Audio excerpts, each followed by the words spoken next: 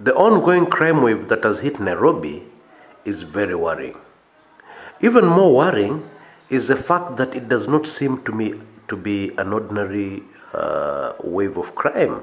Yeah, casual observation of what has been going on will lead most people to conclude that there's something much more to this than just the ordinary crime wave that would hit a town or a city at a particular time. Sample this. Somebody is mugged in broad daylight on a major street right in Nairobi CBD. Actually, there have been quite a number of daylight muggings along Moi Avenue Primary School, which, as you know, is bang in the CBD. Actually, it's situated where Moi Avenue begins, not very far away from the University of Nairobi. And wonders of all wonders, not very far from the Central Police Station. In fact, if you had a slingshot, a catapult, and you put a stone in it and you aimed, you could hit Central Police Station.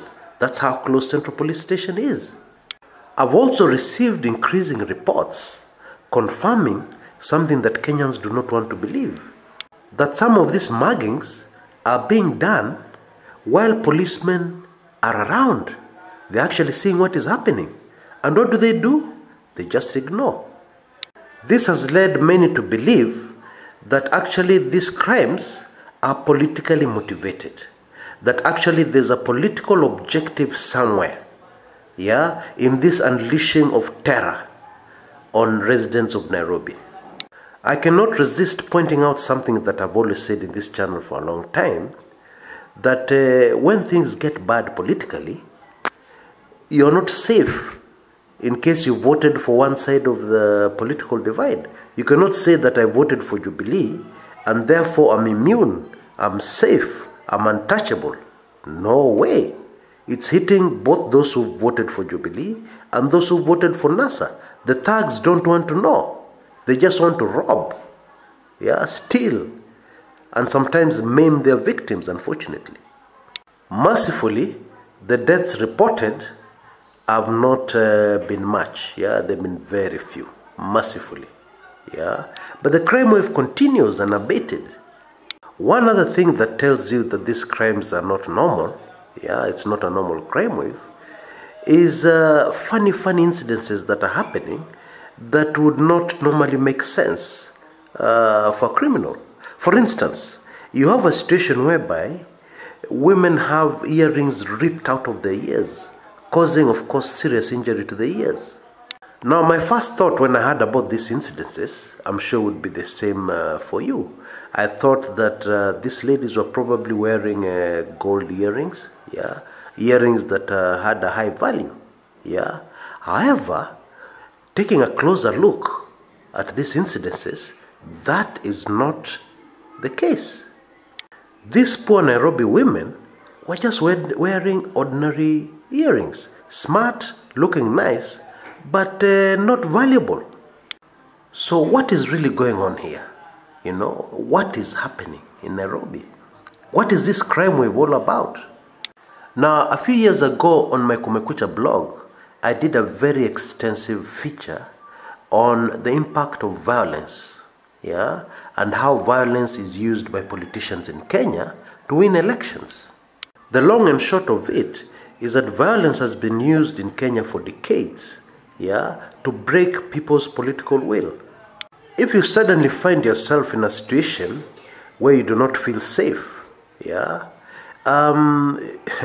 appetite for your favorite political candidate definitely is not going to feature in your mind. What you're going to be worried about is how you can get secure, how you, your family, your loved ones can be secure from crime, from attacks, from violence. It is a very effective way of diverting the attention of a population, away from political activism, It then becomes very easy for a major political player to send in their foot soldiers to tell the people, fine, here's the deal. If you want this to end, if you want the pain to end, you must do 1, 2, 3. And human nature being what it is, most people will play ball without even thinking twice about what has really happened here, what has really gone down leading to this situation. There is an extremely high possibility that this is exactly what is happening in Nairobi.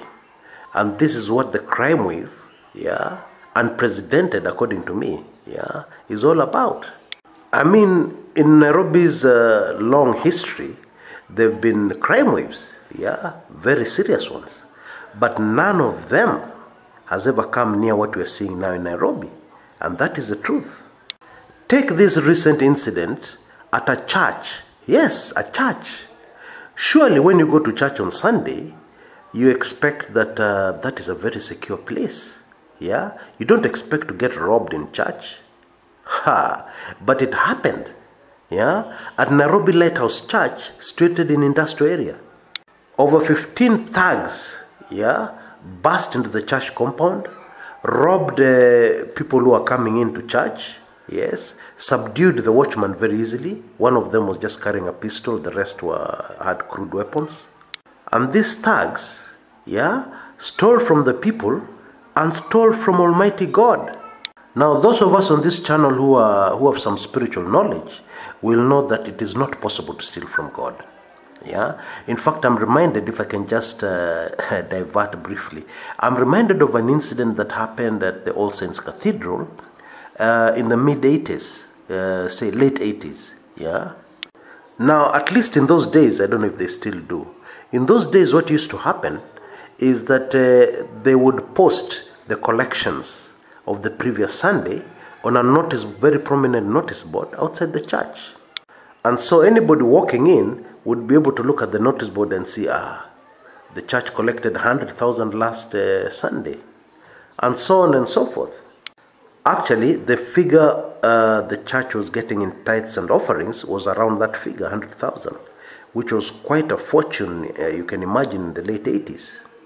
In real terms, probably worth about $1 million bob today. Okay? And so these two thugs came in, did their timing very well, and just after the offerings and tithes had been collected, they burst in, grabbed, and ran off. And as they were crossing Kenyatta Avenue, you cross from All Saints to the other side, the Serena Hotel side. As they were crossing, a speeding Kenya bus in those days had to place emergency brakes, but it was too late. One of the thugs got knocked down and died on the spot. Admittedly, this was a rather dramatic consequence of trying to rob the house of God, the temple. But you can be sure there are many other less dramatic, but equally painful, if not more painful, and equally fatal consequences that have befallen those who have been stupid enough to try and rob God.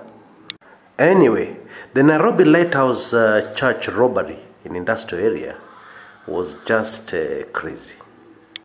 A crowd of thugs, carrying blue paper bags filled with loot.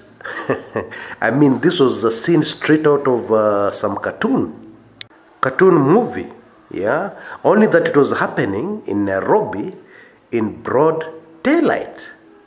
Gosh, this is just not happening.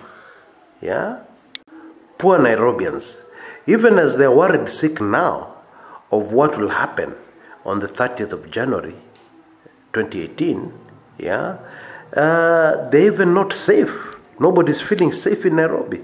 Being mugged, being robbed in broad daylight is just becoming normal now. Oh boy. If the government can deploy such heavy security to guard Uhuru Park, if the government can send 7, 8 very heavily armed flying squad officers to arrest a very small girl blogger in Kshs, so that those people who witnessed the arrest are sure that an Al-Shabaab suspect has been arrested, why can't a fraction of those resources and those policemen be used to make sure Nairobi is safe? That is the big question. Anyway, I've received a special request from one of the members of this channel to do something on a legendary crime buster in Nairobi, very well-known man who passed on in 1988. But I'm sure most of you have heard about him. Yeah, his name was Patrick David Shaw. Now, in the next episode, we're going to talk about this super cop, yeah, who single-handedly dealt with criminals in Nairobi and kept Nairobi safe. His methods were unorthodox, yeah. His methods were above the law, shall I say, but very interesting character nonetheless, okay? Make sure you catch that. You know the usual drill. Click on the link on your top left-hand corner of the screen, and as soon as that video is ready, you'll be able to take it in and enjoy. Until next time, this is Kshs Kumekucha.